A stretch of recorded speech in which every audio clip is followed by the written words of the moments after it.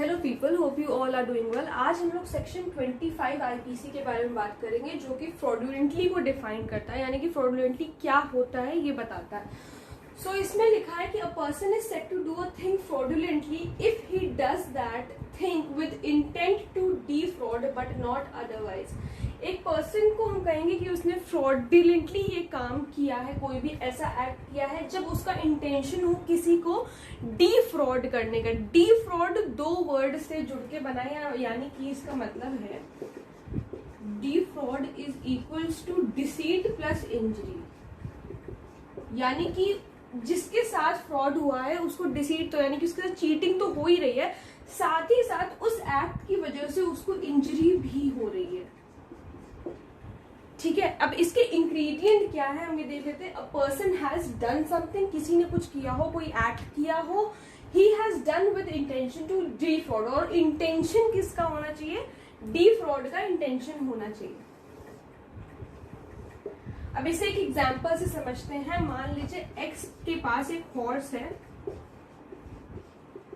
एक सिक हॉर्स है, very specifically एक सिक हॉर्स है, और वो वाई को ये हॉर्स बेचना चाहता है। ठीक है, अब वो फ्रॉडुलेंटली ऐसा कहेगा। अब वाई को तो नहीं पता कि उसका जो हॉर्स है वो अनहेल्दी है, लेकिन एक्स क्या करता है, इसको हेल्दी बता करके कि उसका हॉर्स बिल्कुल हेल्दी है, ऐसे करके इसको बेच देता है। ठीक है,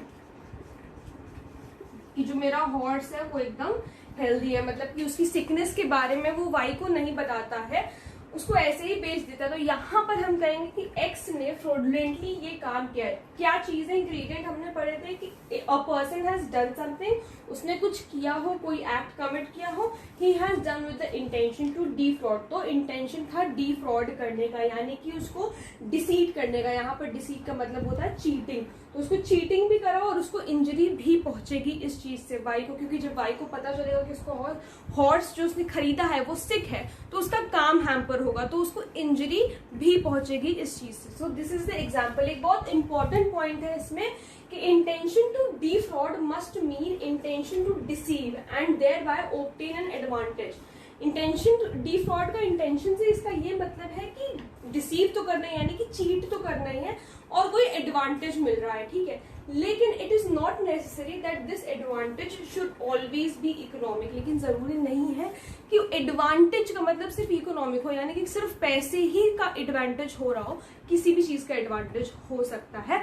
सो this is what fraudulently means. Section 25 IPC, section 24 तक ऑलरेडी वीडियोस अपलोडेड हैं, तो अगर आप लोगों ने नहीं देखी है तो प्लीज देख लीजिए।